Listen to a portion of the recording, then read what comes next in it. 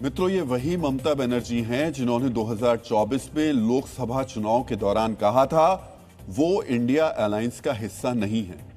तब वो बीजेपी विरोधी पार्टियों में सबसे ताकतवर थी, बंगाल की सत्ता में थी, लेकिन आज जब उनके अनुमान के विपरीत जनादेश आया और वो अब सत्ताहीन है तो खुद को इंडिया अलायंस का हिस्सा बता रही है। मित्रों, ममता बनर्जी इस्तीफा नहीं देने का ऐलान करके इंडिया अलायंस को इस संदेश देने की कोशिश कर रही है कि उनके साथ छल हुआ है।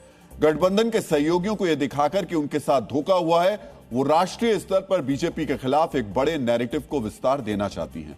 ममता खुद को एक ऐसी नेता के रूप में प्रोजेक्ट करने की कोशिश कर रही हैं जो दबाव में भी नहीं झुकती, यानी वो गठबंधन में कमजोर कड़ी नहीं है। आप कह सकते हैं कि संवैधानिक ज्ञान होने के बावजूद ममता बनर्जी का यह संदेश राजनीतिक जिद नहीं है, बल्कि ताकत दिखाने की रणनीति है।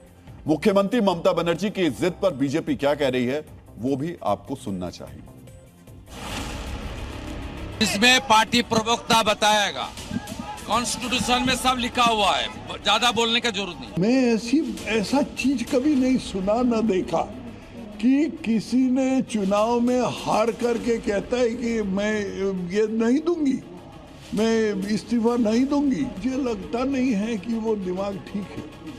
आपके कहने से कुछ नहीं होगा, आपके रिजाइन नहीं करने से भी पश्चिम बंगाल रुकेगा नहीं। पश्चिम बंगाल तो मोदी जी के साथ चल पड़ा है, वो आगे बढ़ेगा।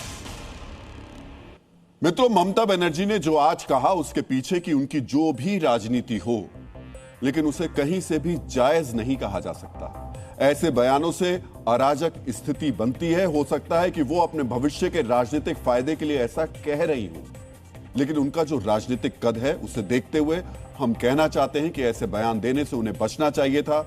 उन्हें इंडिया अलायंस के ही साथी एमके स्टालिन और पी विजयन से सीखना चाहिए था कि कैसे संवैधानिक मर्यादा का पालन किया जाता है।